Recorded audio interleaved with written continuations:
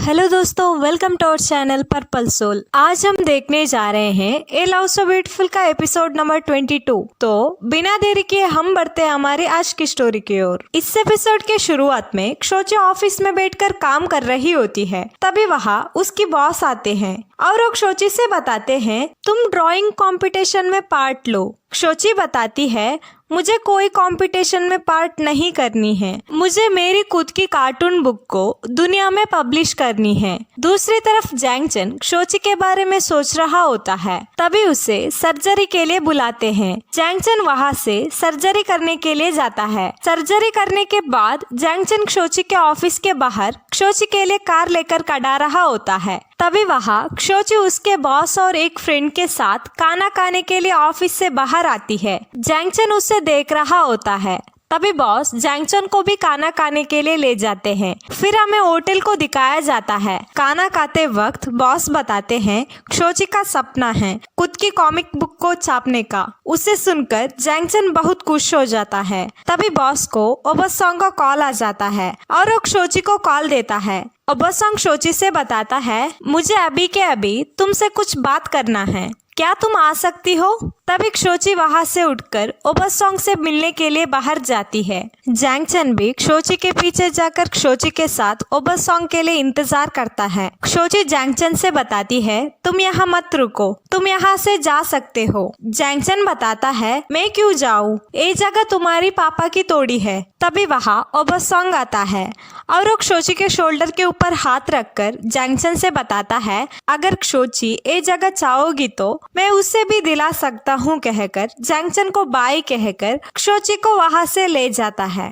यहीं पर जैंगचन बहुत जेलस दिखता है। सड़क में जाते वक्त क्षोची ओबासांग से पूछती है वैसे तुम कुछ कहने वाले थे ना, क्या बात है? ओबासांग बताता है मेरे असिस्टेंट का बर्थडे आ रहा है, मुझे तुम्हारी मदद की जरूरत है। क्षोची बताती है वैसे तुम्हारा असिस्टेंट का बर्थडे एक बार हो चुका है ना, तुम अभी सच बताओ बात क्या है? ओबासांग मुस्कुराते हुए बताता है मुझे तुम्हें ट्रीट करने के लिए एक बहाना चाहिए, इसीलिए मैं झूठ बोल रहा हूँ। क्षोची भी मुस्कुराने लगती है। अगले सुबह जैंगचन हॉस्पिटल में होता है। तभी मिस्टर हु नाम का पेशेंट वहाँ आते हैं। वो पेशेंट कार्टून पब्लिशर होते हैं। जैंगचन उससे बाहर बात करने के लिए बुलाता है। मिस्टर ऊ जैंगचन से बात करने के लिए आते हैं। तभी जैंगचन क्षोची को ओल्ड ड्राइंग्स को दिखाकर बताता है क्षोची कॉमिक्स बुक भी बना सकती है, क्या आप उसे पब्लिश कर सकते हो? तभी मिस्टर हु बताते हैं क्षोची की ड्राइंग सच्ची है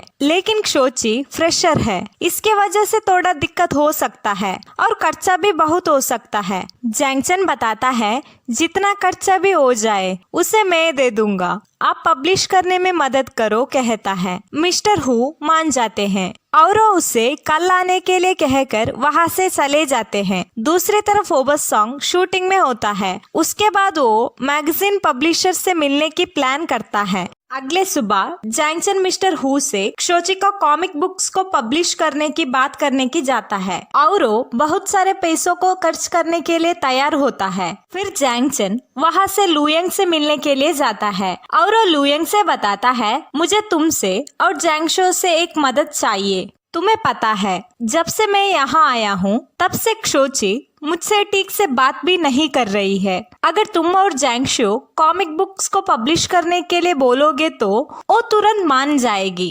लुयंग क्षोची से बात करने के लिए मान जाता है। जैंगचन क्षोची के कॉमिक्स बुक्स को पब्लिश करवाने के लिए खुद का कार को भी बेचता है लेकिन वो किसी से भी नहीं कहता।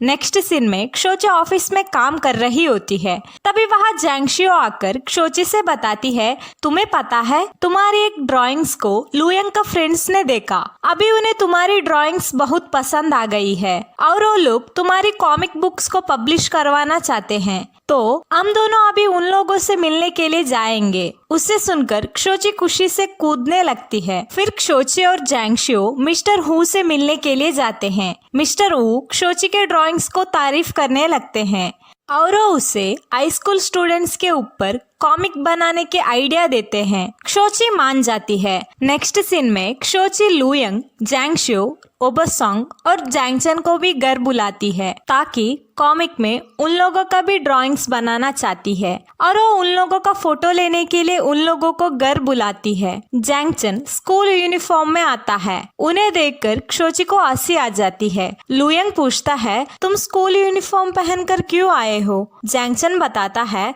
मुझे लगा तुम सब लोग भी यूनिफॉर्म पहनकर आने वाले हो। तभी ओबसंग और लुयंग जैंगचन का मजाक उड़ाने लगते हैं। फिर क्षोची ओबसंग और लुयंग का फोटो ले लेती है। जब जैंगचन का बारी आती है, जैंगचन को पोज देना नहीं आता और वो अजीब अजीब पोज देने लगता है। उसे देखकर क्षोची मुस्कुराने लगती है। क्षोची को जैंगचन को देखते हुए देखकर ओबसंग को बुरा लगता है। अगले सुबह ओबसंग उसका शूट के बाद पब्लिशर से मिलने के लिए जाता है। उसका एड को एडिट करने के लिए वो क्षोची को सजेस्ट करता है। तभी मिस्टर हु बताते हैं, क्षोची हमारी न्यू कॉमिक राइटर है और उसकी फ्रेंड उसकी बुक को पब्लिश करने के लिए खुद का कार को बेच दिया, लेकिन क्षोची से बताने से मना किया है। उसे सुनकर ओबसंग को बुरा लगता है और वो मिस्टर हु से पूछता है, क्या उसका नाम जैंगचन है? मिस्टर हु बताते हैं, तुम्हें कैसे पता?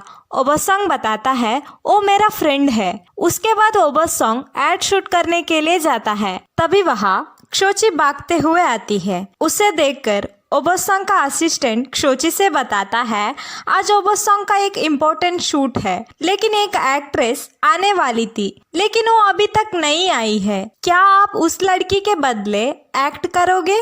और आपको ज्यादा डायलॉग भी नहीं है। क्षोची पहले नहीं मानती, लेकिन असिस्टेंट उसे फोर्स करता है। तभी क्षोची मान जाती है। फिर हमें ओबसंग और क्षोची को दिखाया जाता है, जहाँ पर ओबसंग क्षोची को प्रपोज कर रहा होता है। क्षोची मान जाती है।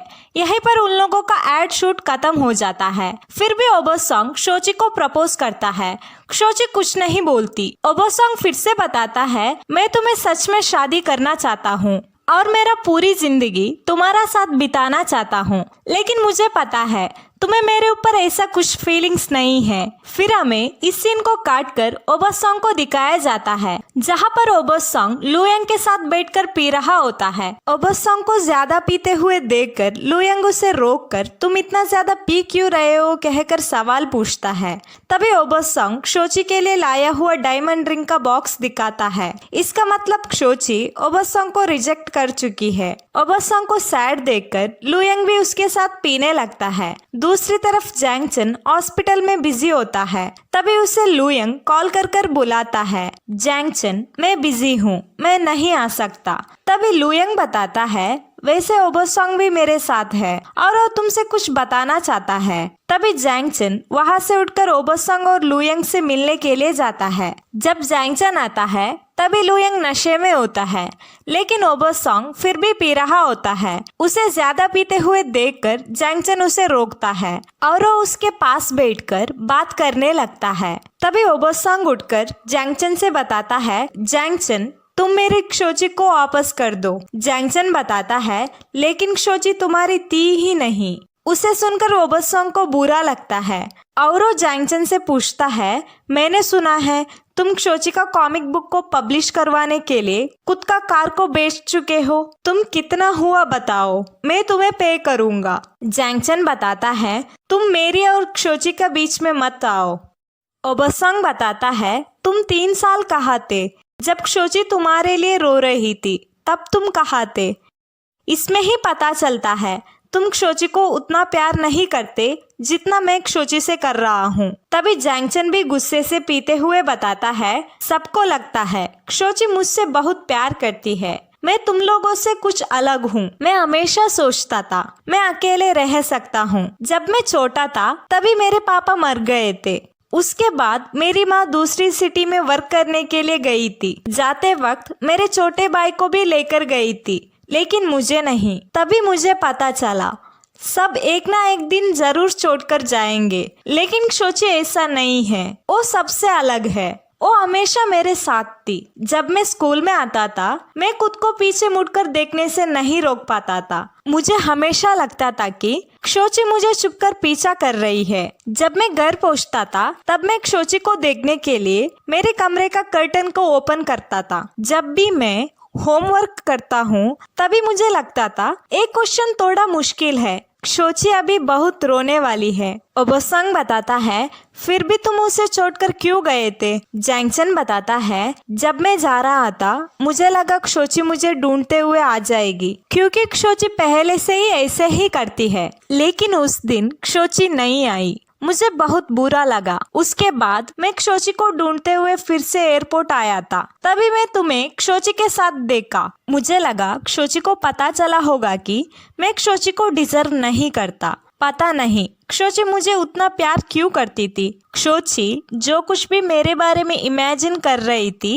वैसे मैं नहीं हूँ। उसके बाद मैं खुद को क्षोची बहुत स्टूपिड है। क्षोची ज्यादा बात करती है और वो ज्यादा खाना खाती है। अगर क्षोची मेरे से दूर हो जाएगी तो मेरी लाइफ शायद ठीक हो जाएगा कहकर खुद को क्षोची को भूल जाने के लिए मना रहा था। लेकिन असल में मैं खुद को क्षोची को प्यार करने से रोक नहीं पा रहा था। मैं क्षोची का बात सुनने के लिए तरस रहा था। मैं उसके बिना जी नहीं सकता हूँ कहकर और ज्यादा पीने लगता है। तभी ओबोसंग खुद का फोन को उठाकर क्षोची से पूछता है क्षोची क्या तुम सुन रही हो। इसका मतलब ओबोसंग जैंगचन और क्षोची को फिर से एक दूसरे से मिलाने के लिए जैंगचन का मुंह से सब कुछ क्षोची को सुना रहा था। जैंगचन ओबोसंग को देखते ही रह जाता है। उसके बाद ओबोसंग जैंगचन से बताता है मैं बहुत साल के बाद तुम्हें इतना बात करते हुए देख रहा हूँ कहकर पीने लगता है। फिर नेक्स्ट सीन में ओबोसंग, लुयंग और जैंगचन सड़क पर जा रहे होते हैं। लुयंग और ओबोसंग को नशा चढ़ चुका होता है। दोनों जैंगचन का पैर को पकड़कर झगड़ा कर रहे होते हैं। तभी आगे से क्षोची आती है। उसे देखकर जैंगचन क्षोची को देखते ही रह जाता है। उसके बाद जैंगशियो आकर लुयंग और ओबोसंग को ले जाती है। यहीं पर ओबोसंग बहुत सैड दिखता है। उन लोगों के जाने के बाद क्षोची जैंगचन से पूछती है तुम मेरे लिए तुम्हारा कार क्यों बेचा। तुम्हें ये सब करने की कोई जरूरत नहीं है। मैं तुम्हारा पैसा वापस लौटा दूंगी। जैंगचन क्षोची का चेहरा देखता है। तभी जैंगचन को हॉस्पिटल से कॉल आ जाता है। क्षोची कॉल को उठाने के लिए कहती है। जैंगचन फोन से बात कर कर कॉल को काटता है। तभी क्षोची उठकर घर जाने ही वाली होती है। तभी जैंगचन क्षोची का हाथ को पकड़कर रोते हुए माफी मांगता है और वो क्षोची से फिर से प्यार करने के लिए रिक्वेस्ट करता है। क्षोची को भी रोना आ जाता है और वो जैंगचन का सर के ऊपर हाथ रखकर मुझे थोड़ी टाइम दो, मैं सोचकर बताऊंगी कहकर वहां से चली जाती है। यहीं पर जैंगचन बहुत सैड दिखता है। फिर रात में जैंगचन ऑपरेशन कर कर उसका कैबिन के अंदर जाता है जहां पर क्षोची सो रही होती है। उसे सोते हुए देखकर जैंगचन बहुत खुश हो जाता है और वो क्षोची के पास जाकर बैठ जाता है। यहीं पर ए लव सो ब्यूटीफुल का एपिसोड नंबर 22 खत्म होता है। हम अगले एपिसोड लेकर बहुत ही जल्दी वापस आ जाएंगे। तब तक के लिए please do subscribe to our channel and thank you for watching our video.